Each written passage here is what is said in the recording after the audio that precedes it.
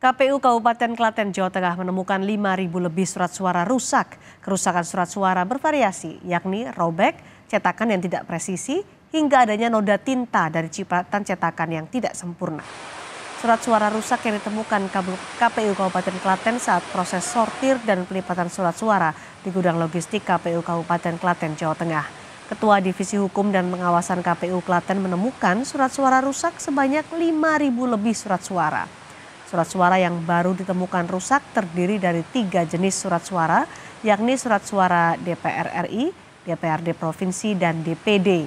Surat suara rusak itu akan dilaporkan ke KPU RI melalui KPU Provinsi paling lambat 19 Januari 2024 untuk segera dimintakan ganti.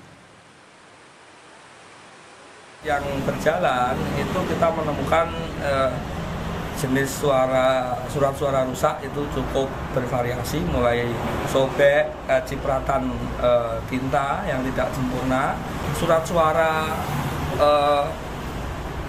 rusak sampai sore kemarin per jam 13 untuk surat suara DPRD Provinsi itu ada 0,75%, 5.000 sekian surat suara rusak.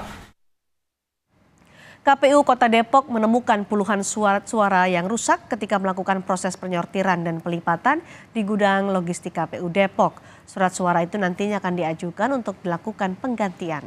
Puluhan kertas surat suara pemilu 2024 yang rusak itu ditemukan saat disortir dan dilipat di gudang KPU Jalan Raya Bogor.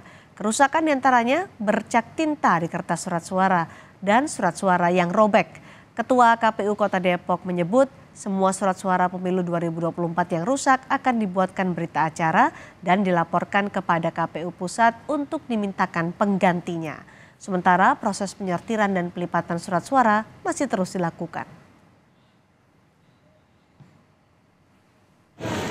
Surat suara yang rusak, SIP 1 ada 42 surat suara yang rusak, kemudian SIP 2 ada 17 surat suara yang rusak.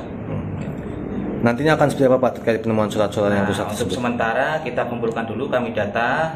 Nanti setelah semua proses sortir lipat selesai, nanti dibuatkan berita acara, kita laporkan kepada KPU Provinsi dan RI untuk selanjutnya akan berdasarkan berita acara dimintakan pengganti kepada penyedia.